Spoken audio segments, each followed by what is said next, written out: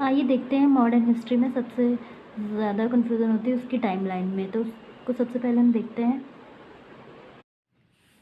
1600 में east India company जो India में ट्रेड होता है, उस समय मुगल एम्पायर में जहांगीर थे। फिर 1757 में बैटल ऑफ प्लासी होता है। फिर 1761 में थर्ड बैटल ऑफ पानीपत होता है और 1764 में बैटल ऑफ बक्सर होता है। फिर उसके बाद 1857 में रिवोल्ट ऑफ 1887 जिसको नाम से जानते हैं स्पॉयमॉनिटी। फिर उसके बाद आता है 1858 में कंपनी रूल जो एंड हो जाता है और पावर किसकी आती है, ब्रिटिश क्राउन की।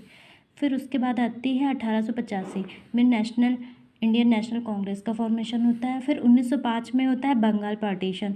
फिर उसके बाद होता है 1906 में मुस्लिम लीग फॉर्मेशन। फिर 1907 में होता है सूरत स्प्लिट। फिर 1911 में दिल्ली दरबार की कैपिटल शिफ्ट होके कलकत्ता से दिल्ली हो जाती है। फिर उसके बाद आता है 1915 में गांधी जी। फिर 1917 में चंपारण गए। फिर वहाँ से 1918 में खेड़ा मूवमेंट्स हुआ। फिर उसके बाद आता है 1916 में होम रूल लीग। फिर 1919 में होता है रॉलेट एट जलियांवाला बाग मैसकर होता है अमृतसर में 13 अप्रैल 1919 में। फिर आता है 1920 में खिलाफत मूवमेंट्स होता है जो नॉन कोऑपरेटिव मूवमेंट्स होता है। और 1922 में चौरी चौरा इंसिडेंट्स होता है और एनसीएम को सस्पेंड कर देते हैं। फिर उसके बाद स्टार्ट बाय गांधी जी। और 1931 में होता है गांधी इरविन एक्ट और 1932 में होता है पूना पैक्ट।